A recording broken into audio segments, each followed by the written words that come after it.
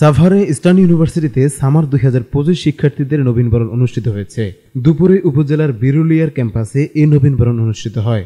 নবীনবরণ অনুষ্ঠানে শিক্ষার্থীদের জন্য বিশ্ববিদ্যালয়ের একাডেমিক কাঠামো, সুযোগ সুবিধা এবং ক্যাম্পাস জীবনের গুরুত্বপূর্ণ দিকসমূহ তুলে ধরা হয়, যা তাদের একাডেমিক যাত্রার সূচনায় গুরুত্বপূর্ণ ভূমিকা রাখবে।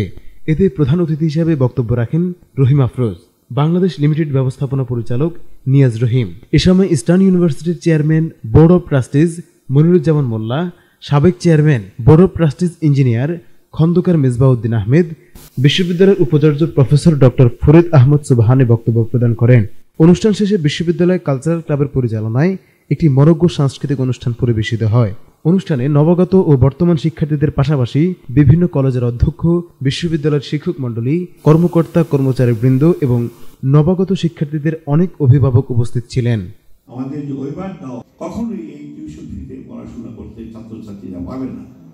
এটা আমাদের অভিভাবকই তোমরা এই বিশ্ববিদ্যালয়ে তোমরা এসেছো। আমাদের অনেক ঐতিহ্য আছে।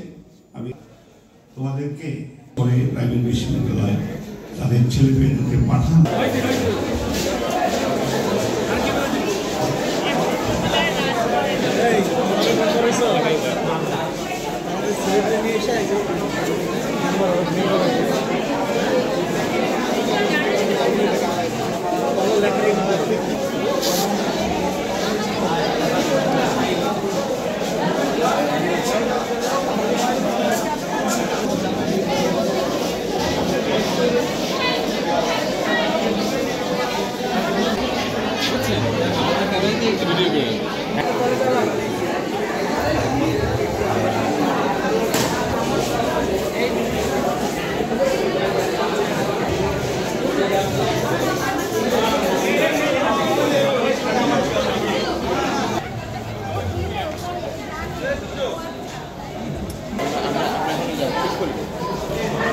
বেড়াটা